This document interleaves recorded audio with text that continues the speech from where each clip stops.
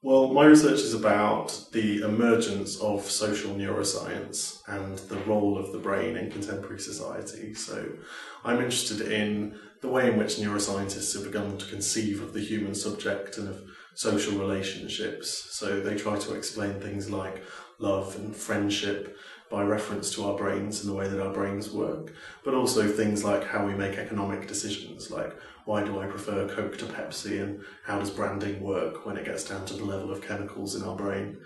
And then there are issues about the law. So some neuroscientists are interested in developing brain scanners as lie detectors, for example, that might be able to tell us whether someone's lying when they say they didn't commit a crime. But also about whether we're morally culpable, to what degree can we make responsible decisions for ourselves. So might there be reasons why we're not able to make those kinds of decisions, and what does it mean to say that we have responsibility and free will in what we do anyway. The other side of my research is about how everyday people living their everyday lives think about themselves in terms of their brain. There's a kind of neuroeconomy now. You can buy drinks that are designed to help you improve your brain.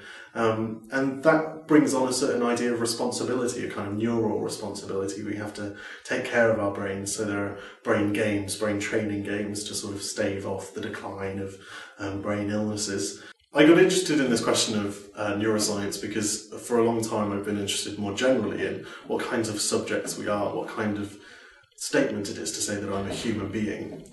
What does that imply about my relationship to other human beings and the way in which society is organised?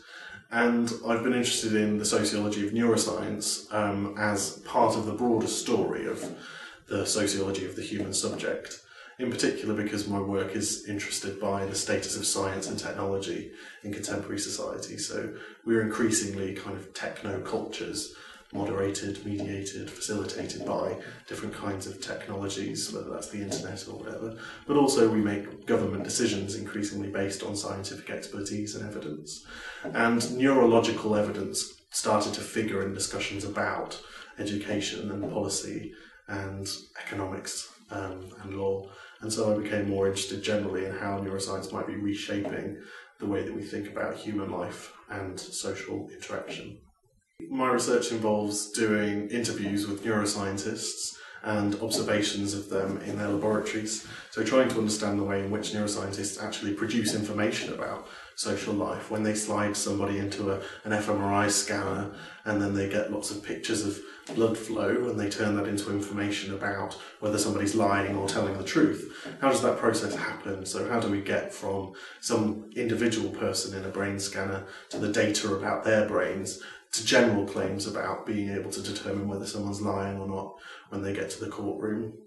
And then in trying to understand how people use sort of brain terminology and neuroscientific information in their everyday lives.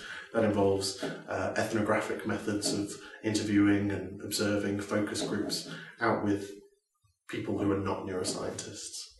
My next project is about Alzheimer's, or more generally dementia, and the way in which neuroscientists are trying to describe the failure of the self. So what we see as sort of the loss of our memories of our lives and the changes that occur as one suffers dementia in the way that we relate to each other socially.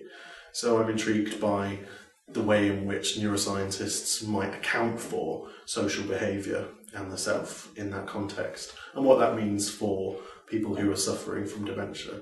And in that respect, I'm interested in how people who've been diagnosed with memory diseases in terms of their brains live with that information. How do they make sense of the failure of their brains in their everyday lives and care?